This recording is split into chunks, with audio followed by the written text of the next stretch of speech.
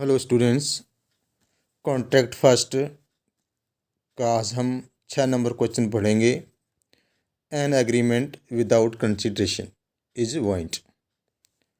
An agreement without consideration is void. बिना प्रतिफल के करार शून्य है। बिना प्रतिफल के करार शून्य है, इसका मतलब ये होता है कि डिस्कस विद एक्सेप्शन। ठीक है, अपवादों सहित वर्णन कीजिए।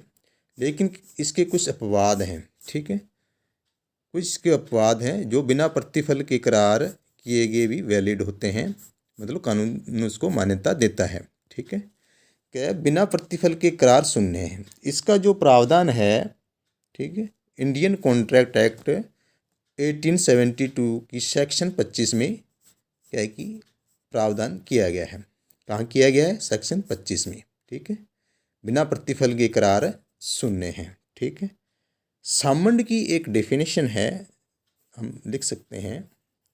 सामंड की एक डेफिनेशन है। ठीक है, असामंड क्या कह रहे हैं कि बिना प्रतिफल के की गई प्रतिज्ञा यानी प्रोमिस क्या है? दान है। क्या है? गिफ्ट है। क्या है? बिना प्रतिफल के की गई जो प्रोमिस है, वचन जो है, क्या है? गिफ्ट है। प्रतिफल सहित किया गया प्रोमिस क्या होता है? बार्गेनिंग होता है, सौदा होता है। ठीक है, तो इस प्रकार सामंड क्या है कि अपने बिना प्रतिफल के किए गए करार को परिभाषित करते हैं। ठीक है, ठीक है स्टूडेंट्स, बिना प्रतिफल के किए गए करार शून्य होते हैं, ये सेक्शन 25 में बताया हुआ है। ठीक है, इसको थोड़ा हम एग्जाम्पल से समझ सकते हैं। ठीक है, जैसे कि ए जो है, ठीक है, ए जो है 1000 रुपये, ठीक है, ए जो है 1000 रुपये बी को विदाउट कंसिडरेशन के देने का क्या करता है? प्रोमिस करता है। ठीक है, तो इस प्रकार का जो क्या है कि एग्रीमेंट है वॉइड है, क्या है? शून्य है। ठीक है, क्योंकि विदाउट कंसिडरेशन के, ठीक है, विदाउट कंसिडरेशन के मतलब की गई प्रोमिस जो होती है वो होती है वॉइड होती है, शून्य होती है। ठीक है स्टूडेंट्स, लेकिन इसके जो मतलब इसके कुछ अपवाद हैं, एक्सेप्शन हैं। ठीक है, एक्सेप्शन कितने हैं? 3 हैं। ठीक है, क्या नैर्सिसिंग प्रेम एवं स्नेह, नेचुरल लव एंड अफेक्शन के अधीन, ठीक है, किए गए करार। ठीक है, क्या लेकिन ऐसे जो किए गए करार वो क्या होने चाहिए? रिटन रजिस्टर्ड में होने चाहिए। ठीक, ये कंपलसरी है। ठीक है, दूसरा जो है पूर्व में किए गए किसी कार्य के लिए प्रतिफल देने का करार। तीसरा जो है यानी कि उसके परिसीमा विधि द्वारा बाधित ऋण का सदाई करने का क्या एग्रीमेंट करार। ठीक है, तो ये मतलब 3 अपवाद हैं, एक्सेप्शन है कि जब कोई व्यक्ति है कि बिना प्रतिफल के कोई एग्रीमेंट करता है तो वैलिड होता है। ठीक, लेकिन ऐसे जो बिना प्रतिफल के जो किए गए करार है रजिस्टर्ड यानी रिटर्न या रजिस्टर्ड होने कंपलसरी है। अगर बिना रजिस्टर्ड के या रिटर्न के किया गया है तो वो वैलिड नहीं होगा, शून्य नहीं होगा, कानून उसको मान्यता नहीं देगा। ठीक है, तो पढ़ते हैं, मतलब इसको पूरा डिटेल में पढ़ते हैं।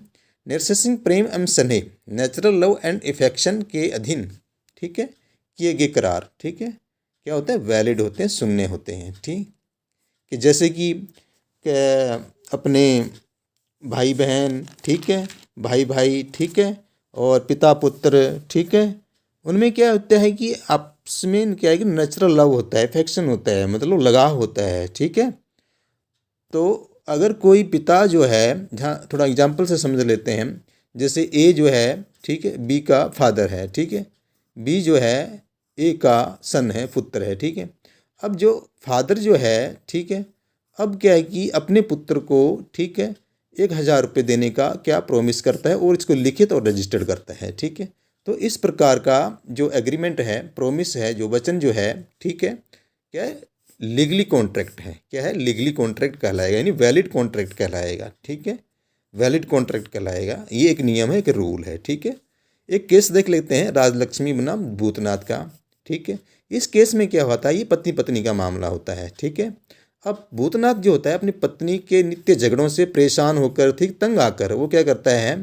अपनी पत्नी से अलग होने के लिए पत्नी को कुछ धन देता है और एक मकान क्या करता है? रजिस्टर्ड, ठीक है, और लिखित रजिस्टर्ड करता है। ठीक है, तो वचन देता है, प्रोमिस देता है अपनी पत्नी को। ठीक है, लेकिन इस प्रकार का जो किया गया है विदाउट कंसिडरेशन के, अगर कोई एग्रीमेंट किया गया है, ठीक है, तो वो क्या है? वाइड कहलाएगा, शून्य कहलाएगा, क्योंकि यहाँ जो भूतनाथ था, ठीक है, वो क्या है कि अपनी पत्नी से मतलब परेशान होके या मतलब उसके प्रेशर में आके तंग आकर क्या है कि वो प्रॉमिस किया था, ठीक है। मतलब प्रेम यानी उसका प्रेम नहीं था, यानी भूतनाथ का अपनी पत्नी के समक्ष प्रेम यानी इफेक्शन प्रेम लव नहीं था। वो तंग आकर परेशान होकर वो क्या है कि प्रॉमिस किया गया था। तो इसलिए इस मामले में कोर्ट ने क्या है कि विदाउट कंसिडरेशन के किया गया प्रतिफल माना, उसको वाइंड घोषित किया। ठीक है सर, ठीक है स्टूडेंट्स। दूसरा जो अपवाद है कि पूर्व में किए गए किसी कार्य के लिए प्रतिफल देने का करार, ठीक है। मतलब पहले मतलब पूर्व में ही नहीं, एग्रीमेंट टू पे कंपनसेशन फॉर फास्ट सर्विस, ठीक है। मतलब भूतकाल में कोई काम किया गया है, कुछ सेवा की गई, उसके एवज में बदले में कोई धन देता है, ठीक है, या धन देने का प्रोमिस करता है और रजिस्टर लिखित मतलब रजिस्टर्ड या रिटर्न में देता है। तो इस प्रकार का मतलब एग्रीमेंट है, ठीक है, कि विदाउट कंसिडरेशन के भी वैलिड होगा। ठीक है, इसको थोड़ा एग्जाम्पल से समझ लेते हैं।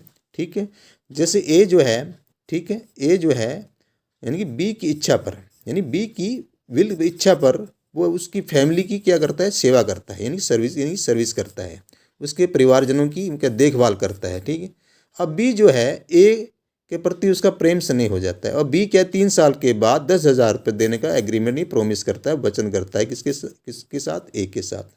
ठीक, तो इस प्रकार का जो एग्रीमेंट है, ठीक, इस प्रकार प्रोमिस जो है वो क्या कहलाएगा, फास्ट क्या कहलाएगा, कंसिडरेशन कह सकते हैं इसको, फास्ट कंसिडरेशन भी कह सकते हैं। ठीक है, तीसरा जो है इसका एक्सेप्शन अपवाद जो है यानी कि टाइम बैरिड डेबिट का है। ठीक है, कि परिसीमा विधि द्वारा बाधित ऋण का सदाय करने का एग्रीमेंट। ठीक है, इसको इंग्लिश में बोल सकते हैं agreement for payment of time buried debit. ठीक है, ठीक है, ठीक है स्टूडेंट्स।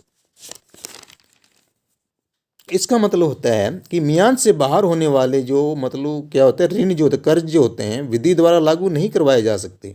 ठीक है, परंतु अगर ऐसे ऋण के भुगतान का वचन लिखित रूप में तथा हस्ताक्षर सहित दिया जाता है तो यह एक नई सुविधा के रूप में लागू किया जा सकता है। ठीक है, इसको थोड़ा हम एग्जाम्पल से समझ सकते हैं। ठीक है, जैसे बी ने, ठीक है, अपने ए को यानी कि 10,000 रुपये दिए। ठीक है, कितने दिए, 10,000 रुपये दिए।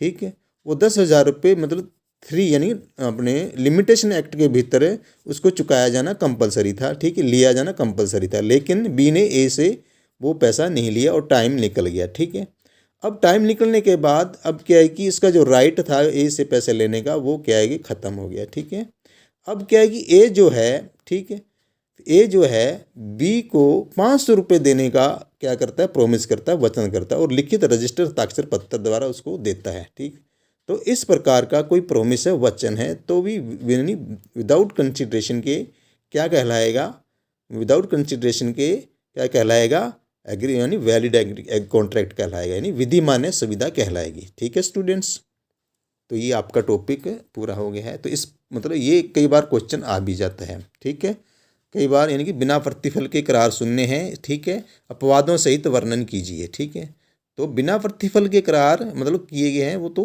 क्या है कि वाइंड शून्य होते हैं। तो इसकी जो सेक्शन है वो 25 में दे रखी है। ठीक है, और इसके 3 अपवाद हैं जो मैंने बता दिए हैं। ठीक है, ठीक है स्टूडेंट्स, ओके।